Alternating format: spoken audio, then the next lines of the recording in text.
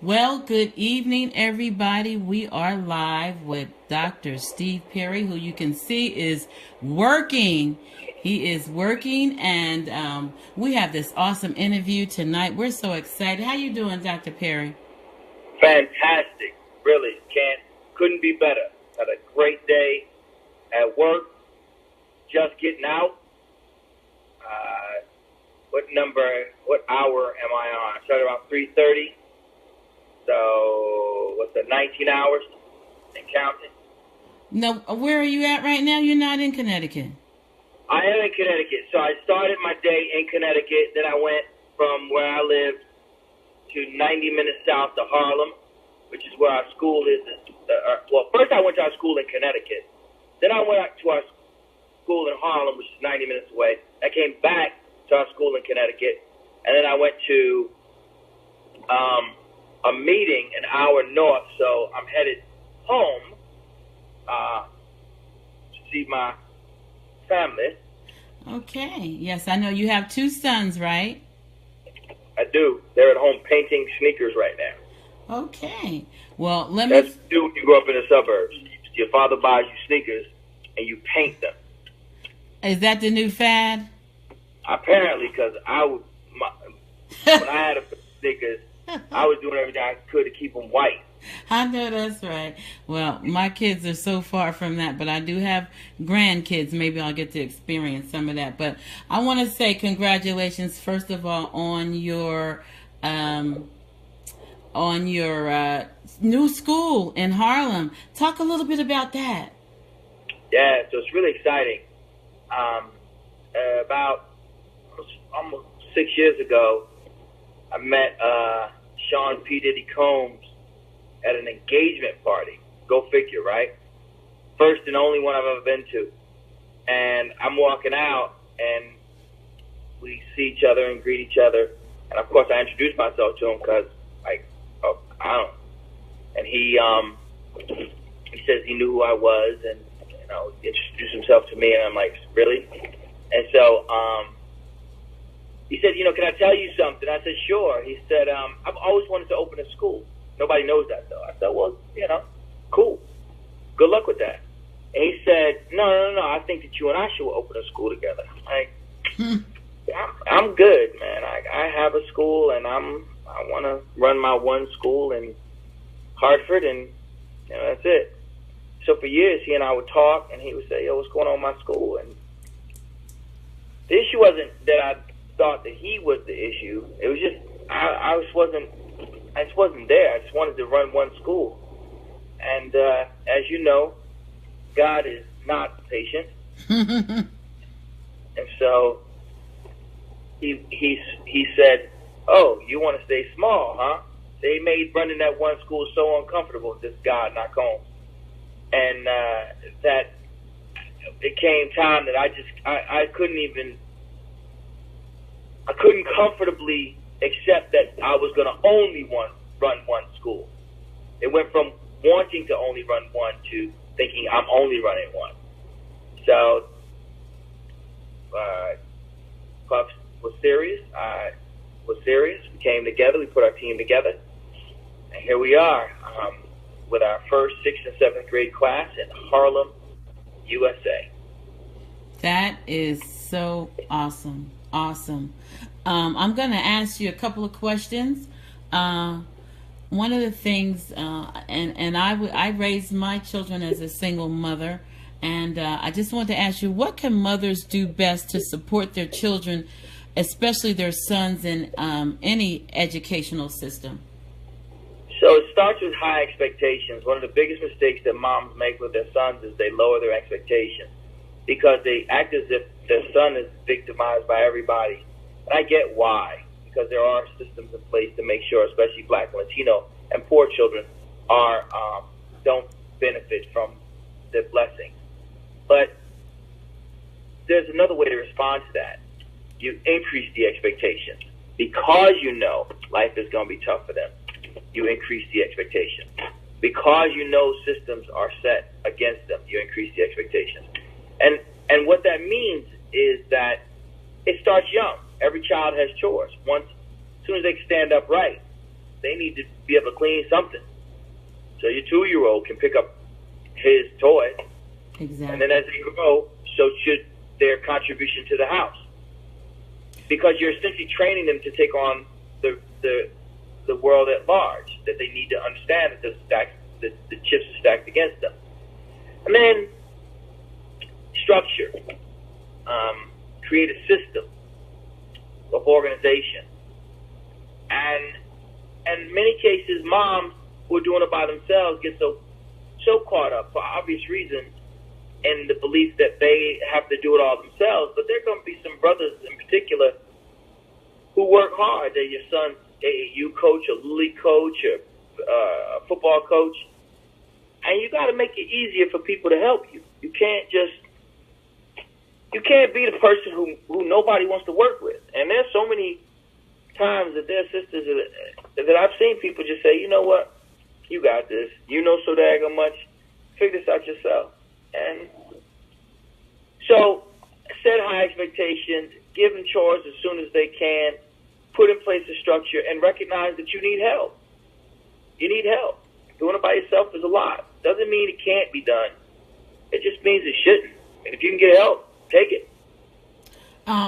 That's really good advice. One of the things that I pride myself on as being a single mother is what I did was I surrounded my son with positive black men doing stuff. Is that what when you say get help, is that what you mean? It is, but let me expand that. I want you to surround him with positive people. Because everybody doesn't always have a brother who's willing to do what she needs to do, and what he needs to do in order to help out. It's just the way it is. I wish it was different, but it ain't. So because it's not different, we gotta, when they say you gotta love the one you're with. And what that means to me is that you gotta create opportunities for your kid to be connected to people who want to live right, regardless of their hue. And in many cases, regardless of their gender. It may be an aunt who's about that life. She's doing all she can do to support you. So let her do what she's got to do. Okay. Do you believe that a lot of single mothers are enablers for, I don't want to say it, but I'm going to say it, sorry, men? Yep, I do. I think it's not just single mothers. I think a lot of moms, especially modern moms, are lost. They feel like they have to lower the bar. They feel like they have to guarantee their child's success by making sure that they change the rules to what they believe their child's limitations are. And I see too many lose because of that. I see too many boys who are sorry, just straight sorry. And they spend their lives saying, I'm sorry, I'm sorry, I'm sorry. And they really are. But they're not apologizing, though. And is that because mothers are too soft? I was really a tough love mom.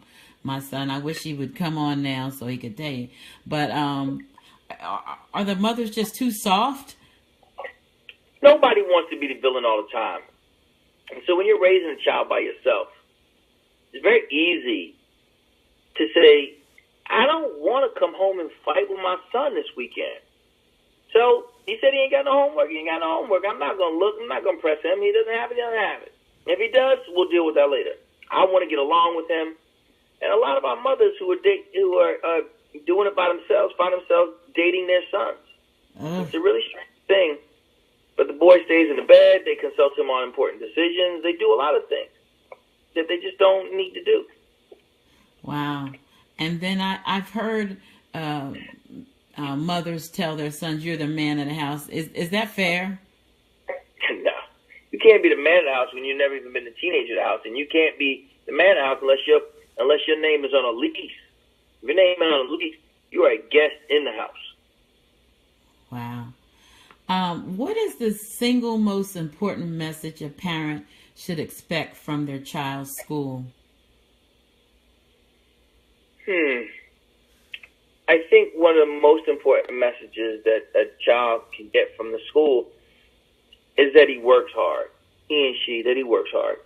You want a child who, like they used to say, works hard in mind, right? Listens to people who are trying to help him or her. Okay. And so if a child is in a school, and one of the things that I've noticed in the public schools, and maybe it's me, a lot of them it seems like they try to brand our kids. They want to keep them in a little box. Is that a fair statement? That's a fact. Black children in general, black boys in particular, are the most likely to be labeled as special ed. And it's not uncommon for me to get a student who's been labeled special ed.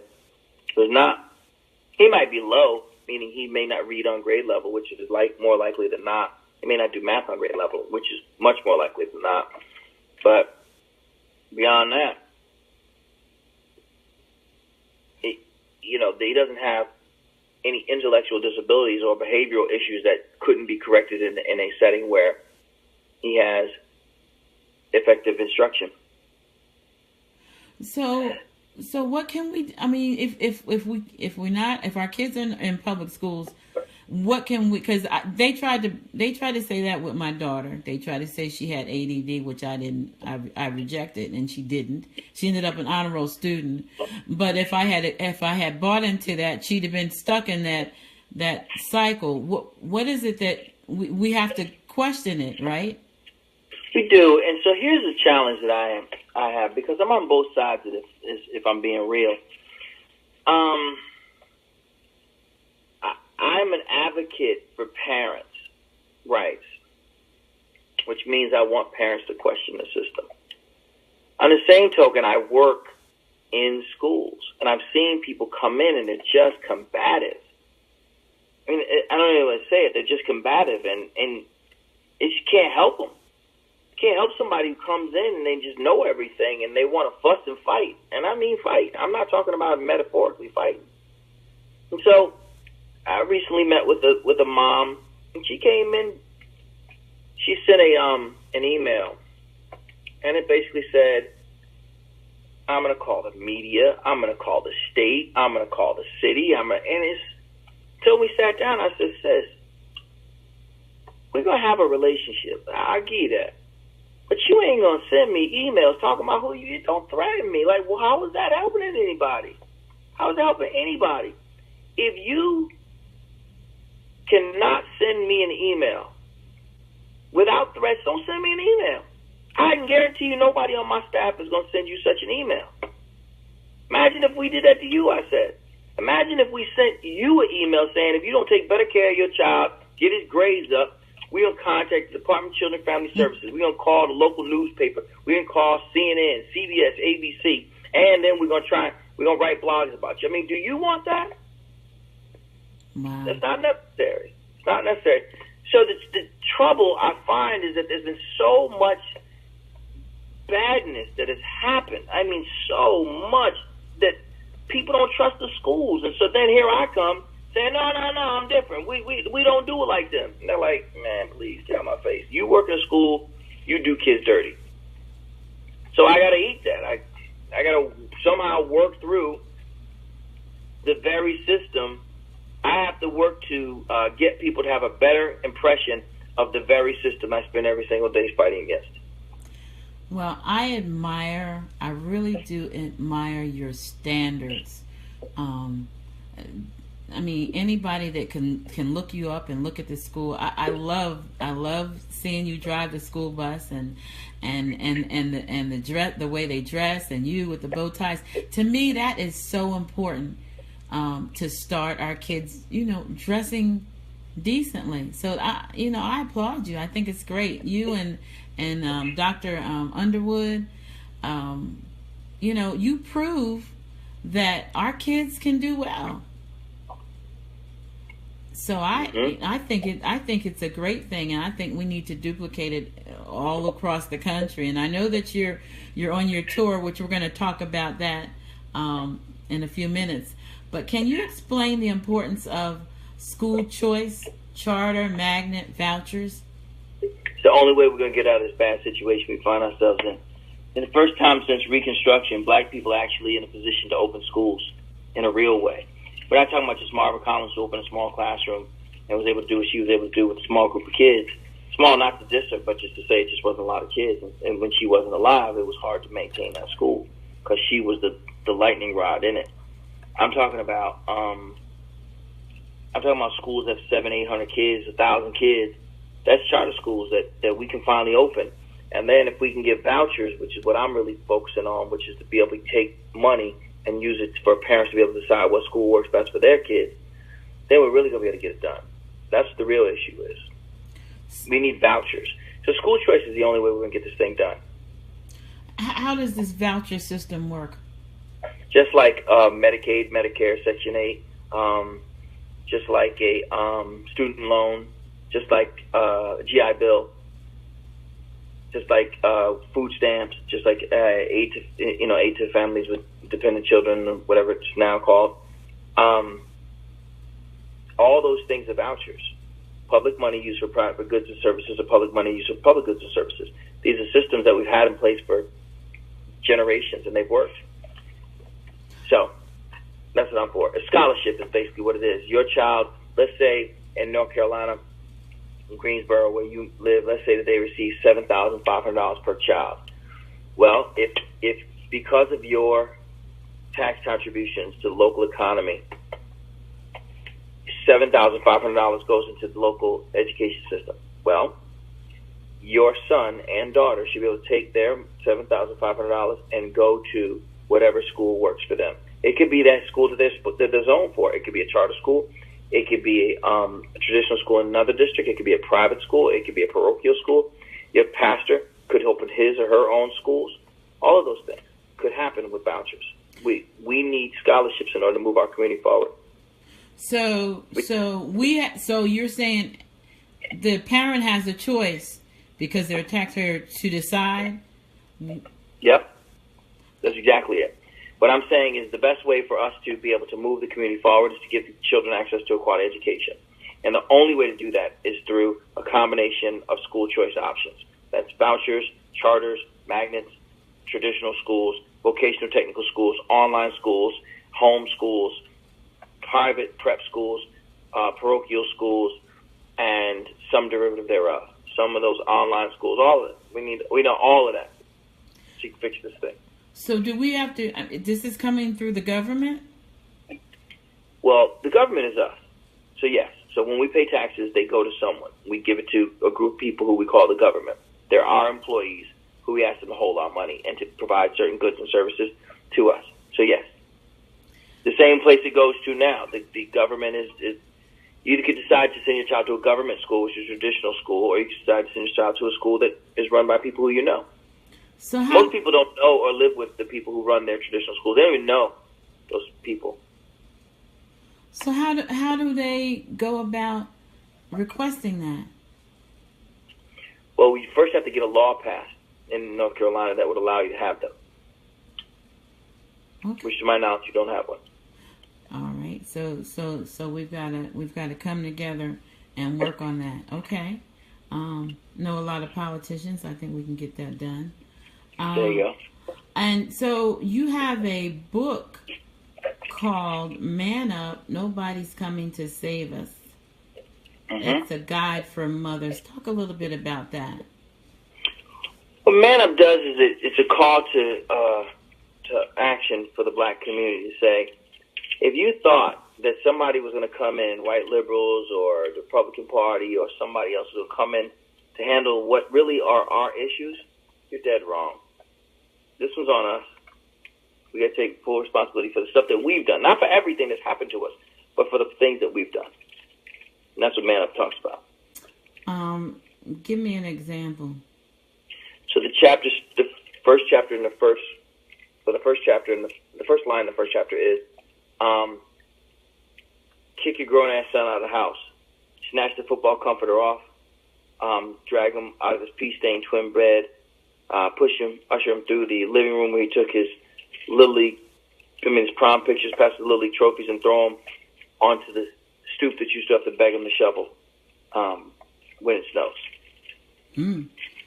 Wow. Okay. And I am 100% on the grown boy. Cause see, I told my son when he decided he wasn't no longer going to college, I said you better have a backup plan. Cause Yeah, man. guess what?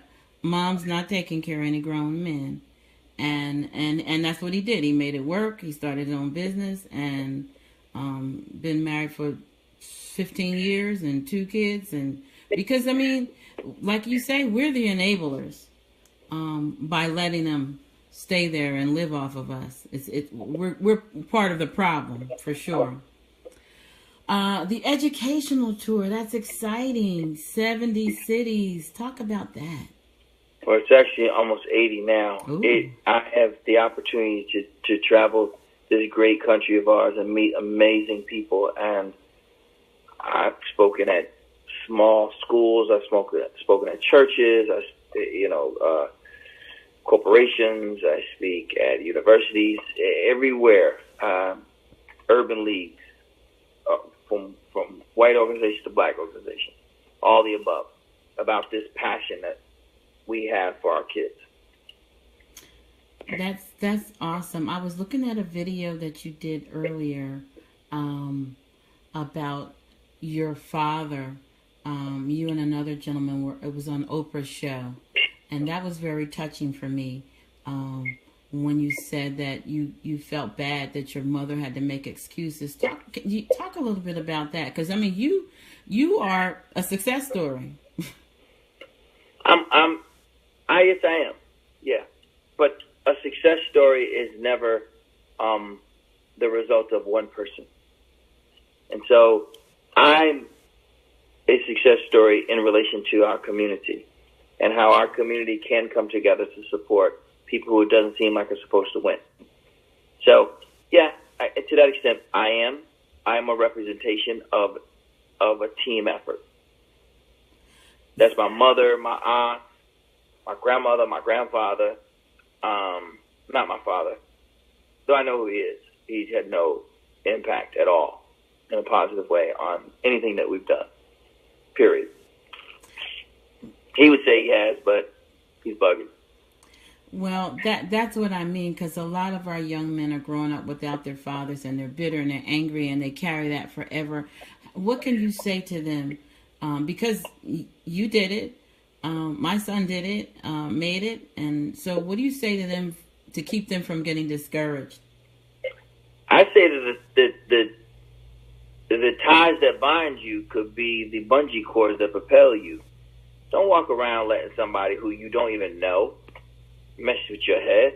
I mean, why give up?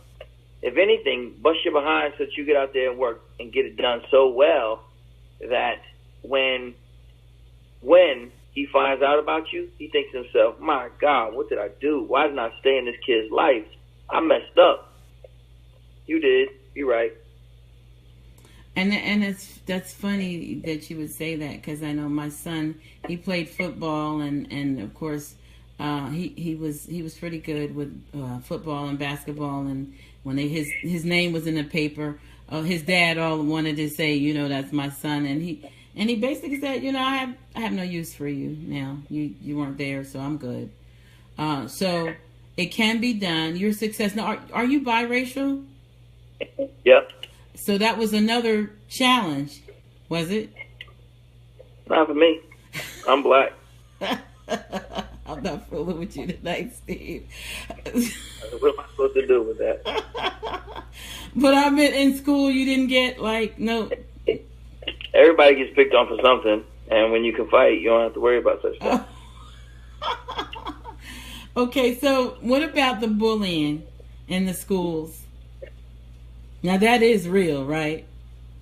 It is, but it's not in that since they've been kids. There's always going to be groups of kids. I mean, that's what the whole book Lord is about. It's about some kids bullying other kids. So it's been going on for as long as they've been children. Watch Charlie Brown. They bully him. The whole thing is about them bullying him. They make light of it, but they clown him as from the time he wakes up to the time he goes to bed. Well, you can't just say tough love, Dr. Perry, because no. You can't because see what I'm finding now, and actually I brought Dr. Nikisha Hammond, who I know you know. I brought her here because I do a lot around mental illness, and a lot of our kids are suffering from depression and mental illness. How do you deal with that? You just have to deal with it head on. You have to get them the support that they need because they deserve it. Some of it's talk therapy, some of it's medication, and some combination thereof. But any love that you have is tough, and it doesn't have to be tough in an aggressive, negative sense. But to be in love is to be tough. Is to do something that's tough. But isn't that putting an extra strain on the teachers having to deal with children with mental illness? That's what I'm hearing. Nope. There's always been kids with mental illness. I mean, this generation didn't invent mental illness. Okay. All right. Well, is there anything that the parents need to be aware and make sure that they're getting their medication, right? Yeah, they need to do that. They need to work to make sure that they've done all they can do to support their child and put them in the best setting that they can. But ultimately, they need to, as a child gets older, he needs to be responsible and take their medication. Mental illness is no different than cancer. It could kill you if it creeps up on you. If treated early enough, there are many forms of mental illness that can be managed. Same way with cancer. Well, this is really great. If someone wants to, that we have a lot of listeners, and this will stay pinned to our page. If someone wants you to come to their city, because I saw that someone typed that they needed you in Atlanta, how would they go about reaching out to you? They would go right to our Twitter page, and they go to Dr. Steve Perry, and they get me right there. That's really me. Now, I know that's you because that's how we connect. That's right. But so they can just send you a tweet that they want you to the area, and then you'll hook them up with your publicist and make that happen. Well, this is great. I know you got to get into the babies, and I do. I see him looking out the window like, what is this dude doing? I know, right? I thank you so much for joining us. We got to have you back on again. We'll do this again. Thank you so much, and I will. We'll keep working until we make this happen together. We can do this. Take care. All right. Thank you. Bye-bye.